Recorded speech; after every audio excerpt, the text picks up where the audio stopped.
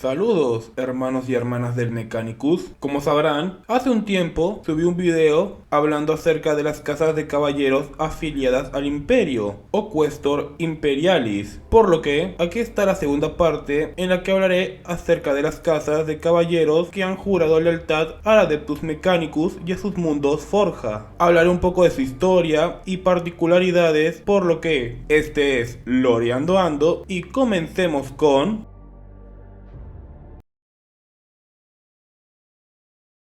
La casa Taranis. Verán, este es un caso especial, pues a diferencia del resto de casas de caballeros que dominan un mundo propio como feudo, la casa Taranis es distinta en el sentido de que posee su sede en el mismísimo Marte, sí, en el corazón mismo del Adeptus Mechanicus. Pero no solo la diferencia en su posición, pues esta casa es, sin lugar a duda, la más antigua de las casas de caballeros en general. Esto es, debido a que los Taranis son conocidos por ser los caballeros originales, siendo en un inicio miembros del ejército marciano. Durante la edad oscura de la tecnología, la familia que pasaría a ser la casa Taranis serían los primeros en pilotar los prototipos originales de armaduras de caballero, teniendo una lealtad absoluta al aquel entonces Mechanicum de Marte, algo que fue recompensado en modo de que los pilotos Taranis, a diferencia del resto, no son sometidos al condicionamiento mental del trono Mechanicus, el cual despierta el sentido de caballerosidad y lealtad en los pilotos durante el ritual de unión con sus armaduras, siendo esta carencia de adoctrinamiento un sello distintivo de lealtad y confianza de parte del culto Mechanicus, y siendo algo que lo separa del resto de caballeros ordinarios. También milenios después, la casa Taranis presenciaría uno de los puntos más importantes de la historia de Warhammer, pues sería esta casa la que presenciaría la llegada del emperador a Marte y el tratado del Monte Olimpo en el milenio 30. Algo que también destaca los Taranis es que, como he mencionado, estos fueron los primeros en pilotar esas armaduras de caballeros originales, cosa que han mantenido hasta ahora, teniendo en sus salones incluso armaduras clásicas o arcaicas de caballeros de la edad oscura de la tecnología. La casa Taranis pasaría su hora más oscura durante la herejía de Horus, pues esta casa se mantuvo leal al Imperio, rebelándose contra el Mechanicum, que en gran medida había jurado lealtad a Horus, siendo la única casa de caballeros superviviente de Marte para el final del conflicto, pero quedando terriblemente diezmada, a excepción de solo dos integrantes de esta casa. El recuerdo de cómo la casa Taranis se mantuvo leal al Imperio haría que ésta obtuviese el enorme poder que llevarían teniendo por los siguientes 10.000 años, pues su lealtad les ganó de forma definitiva el favor de la ahora Adeptus Mechanicus, adoptando el color rojo para su estandarte y sus caballeros, y pasando a ser los absolutos favoritos del Mechanicus, siendo la casa con el mayor número de caballeros en el Imperio y además ser la mejor armada, siendo común verlos entrenar en la luna de Phobos al lado de los titanes del Mechanicus y siendo parte esencial del núcleo de los ejércitos de Marte. Ahora, a pesar de que llevan nombres como noble y caballero, debo aclarar algo, y es que los caballeros de la casa Taranis no siguen realmente las formas feudales del resto de caballeros, pues estos nunca han sido obligados a sobrevivir en mundos fronterizos o a construir grandes escudos o fortalezas contra las amenazas del vacío profundo, llegando a decirse de que la casa Taranis recuerda aún más o se parece aún más a una legión titánica que a una casa de caballeros. Y ahora, esto es algo personal, pero tengo que mencionar de que esta es mi casa favorita, no solo por su paleta de colores o su increíble historia, sino por cómo tratan estos a sus miembros. Verán, el que uno sea considerado apto o seleccionado para pilotar un caballero no garantiza realmente ningún éxito, así como ser seleccionado para ser reclutado en los marines espaciales no garantiza de que vayas a ser un marine espacial. Lo más probable es que mueras realmente, pues en el caso de los caballeros se corre el riesgo de que el candidato sufra severos daños cerebrales a causa de ser rechazado por el espíritu máquina, Normalmente aquellos que fallan el ritual de unión acaban siendo mandados en el mejor de los casos a casas de campo apartadas para alejarlos de la vista pública, o en el peor de los casos suelen ser encerrados en calabozos o sótanos de un castillo. Esto es debido a la enorme vergüenza que significa para una casa de caballeros el tener un miembro fallido, más o menos como Hugo, el hermano malvado de Bart, o el gemelo perverso de Peter Griffin. Hasta donde yo sé, todas las casas de caballeros suelen hacer esto con sus miembros fallidos, a excepción de la casa Taranis, quienes entregan a estos hijos dañados y casi rotos al cuidado de los tecnosacerdotes, quienes procederán a mejorarlos biónicamente con cientos de implantes mecánicos en todo su organismo y mente, hasta volverlos algo que ellos llaman un psicosis neuracanium, una versión mucho más avanzada y poderosa de los Skitarii, los soldados normales del Mechanicus. Pese a los daños sufridos a su mente y al haber perdido gran parte de su sensibilidad, su habilidad de liderazgo vuelve a los Psicosis Neuracanium más que perfectos para actuar como comandantes o mariscales Skitarii, llegando esto al punto de que estos primeros suelen reaccionar instintivamente ante la presencia de un Psicosis Neuracanium. Esto se considera un honor para los Taranis, pues aunque sus hijos dañados nunca podrán pilotar un caballero, siempre servirán a su casa, pues los Psicosis Neuracanium siempre son asignados a luchar junto a los caballeros de sus hermanos Taranis. Así, la casa Taranis siempre marchará unida al campo de batalla en el nombre del dios máquina. Pasamos al siguiente, que va a ser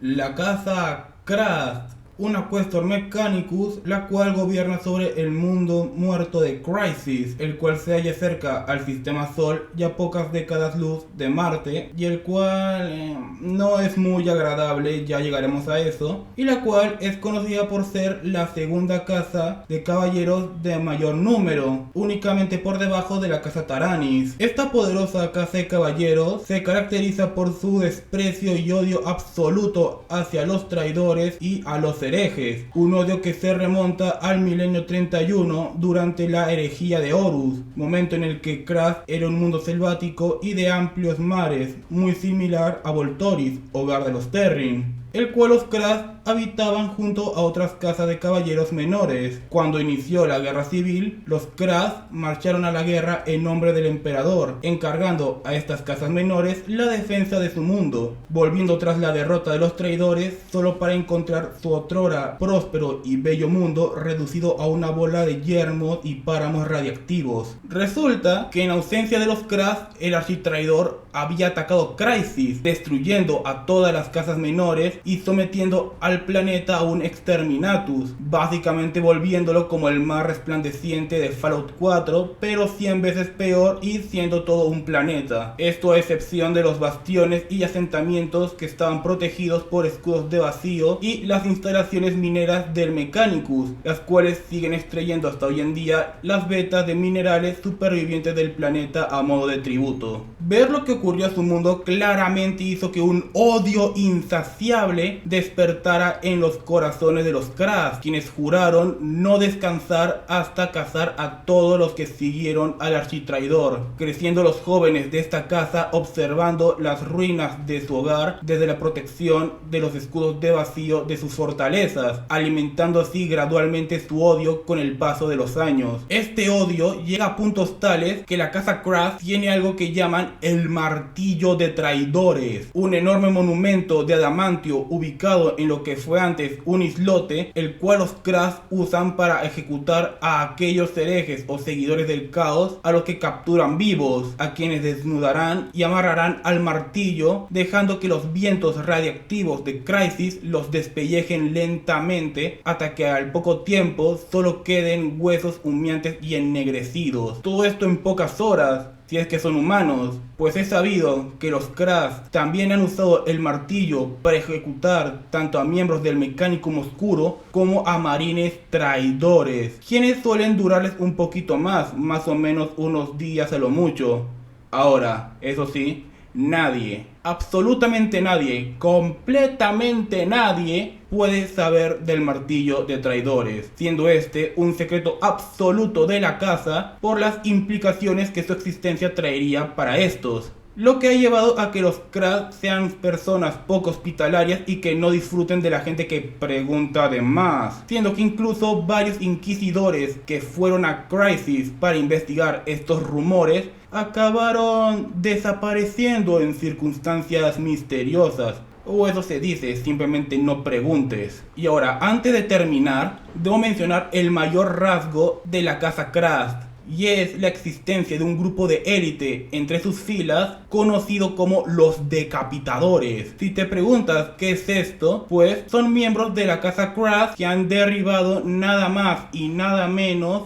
que titanes del caos. Sí, caballeros que han derribado a titanes, lo que no es poco logro, considerando no solo la diferencia de tamaño, sino de armamento entre un caballero y un titán. Los miembros de la casa que logran esta hazaña regresan a su hogar como auténticos héroes, siendo sus hazañas celebradas por toda su familia y por toda la casa. Pero sin embargo, hay un logro aún mayor para un aspirante a decapitador, y es no solo derribar a un titán del caos cualquiera, sino específicamente derribar a un titán de la Legio Mortis. Sí, una de las legiones titánicas traidoras más temibles que ha participado en la herejía de Horus en favor de los traidores, y que de hecho estuvo directamente involucrada en la destrucción de Crisis. De lograrse esto, el miembro se vuelve una leyenda absoluta para sus parientes, un ícono de leyenda, siéndole entregado un tabardo especial con la imagen deformada de un titán como reconocimiento a su hazaña. Y bueno, siguiente con la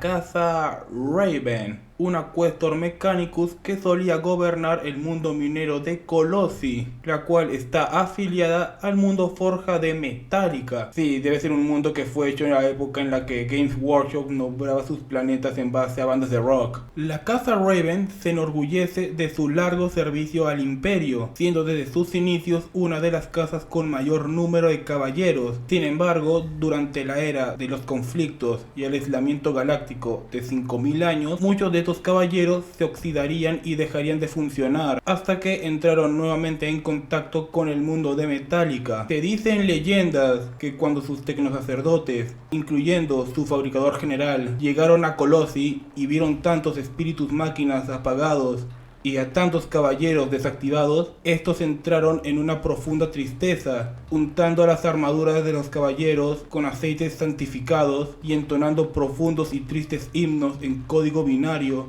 suplicando al dios máquina que volviese a alzar a estos nobles caminantes. A lo que sorpresivamente, un venerable caballero de modelo paladín reaccionó a los cánticos, con su espíritu máquina despertando nuevamente, siendo a raíz de este gran milagro que la casa Raven juraría lealtad eterna a Metallica, al Mechanicum y al dios máquina. Ahora, la principal cualidad de la casa Raven no eran sus caballeros, sino su hogar, la fortaleza inviolada, un enorme bastión que se alzaba hasta más de 1 kilómetro de altura y con defensas tales que solo serían superadas por la del Colmillo, la fortaleza de los lobos espaciales y las del propio Palacio Imperial de Terra, contando esta con enormes macrocañones que podían fácilmente destrozar naves de guerra de un solo disparo. Y ahora seguramente se preguntan por qué me refiero a Colossi y a la fortaleza inviolada en pasado.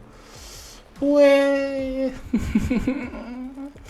Ay chicos, ¿cómo les digo? Pues... se lo robaron. Sí, el planeta de Colossi fue robado. Literalmente.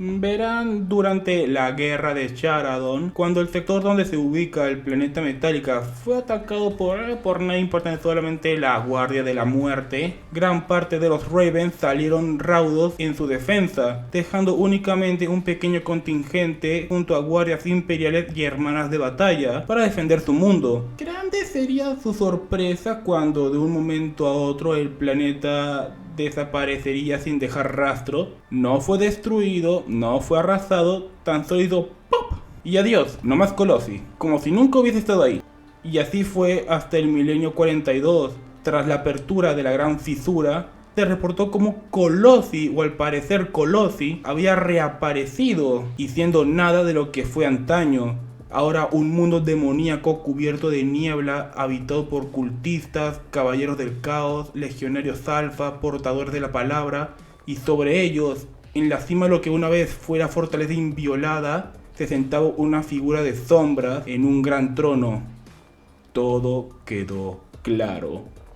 Be'lakor, primer príncipe del caos, el primer ascendido y el mayor cretino megalómano desgraciado de la galaxia, había robado Colossi y lo había vuelto suyo en su afán de ser venerado como un dios del caos. Todo esto ha despertado una rabia insaciable en la casa Raven, quienes han jurado vengar su mundo profanado y de aquellos que se lo han quitado, ahora siendo básicamente el equivalente a los cadianos pero montados en caballeros. Ambas fuerzas consumidas por la amargura y la venganza por la pérdida de un hogar. Siguiente la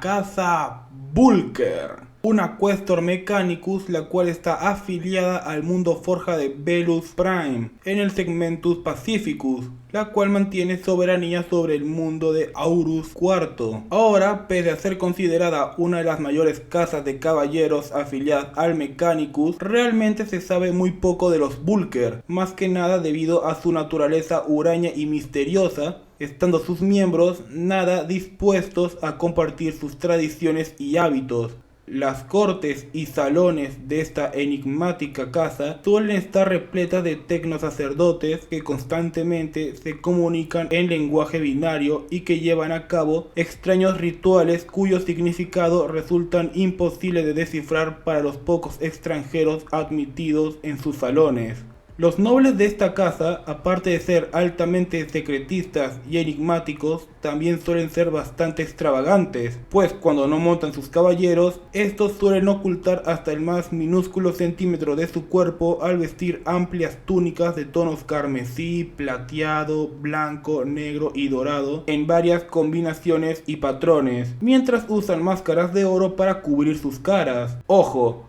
Nada de esto es agrede, pues se sabe que el color y patrón de las túnicas usadas por los Vulker suele usarse como medio para medir el rango, título o región de Aurus IV del que proviene cada miembro. El estilo de guerra de la casa Vulker se sabe que es uno que da prioridad a las estrategias complejas y bien coordinadas, tanto en ataque como defensa, llegando estos a calcular de forma excesiva cada detalle de la trayectoria de sus disparos, prefiriendo estos los combates a distancia donde atacan como depredadores pacientes que poco a poco desgastan a sus presas para luego terminar de arrasarlas con un torrente de fuego abrasador, una táctica que ellos suelen llamar lanza tripartita, una táctica en la que un caballero clase guardián, un cruzado y un clase valiant combinan sus potencias de fuego al unísono contra un mismo enemigo. Ya más adelante definiré bien lo que es un caballero cruzado o un valiant en un video que haré sobre las clases de caballeros. Sin embargo, esta casa no estaría absenta de problemas, pues tras la apertura de la Cicatrix Maledictum, los Vulker sintieron como algo se movía bajo ellos,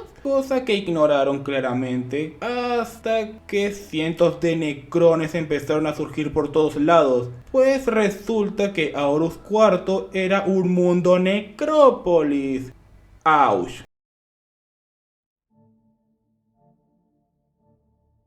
Y bueno amigos, eso ha sido todo. Con esto doy fin al listado de casas de caballeros principales, tal y como dije. Más adelante haré un video hablando de los tipos de caballeros imperiales, y si gustan puedo hacer videos de una casa en particular o de otro tema que a ustedes les interesen, pueden decirme en los comentarios. Así que bueno amigos, espero que les haya gustado el video, denle like y suscríbanse para más contenido, sin olvidar activar la campanita para no perderse los siguientes videos. Este es Loreando Ando y nos vemos. ¡Ave Omnicia!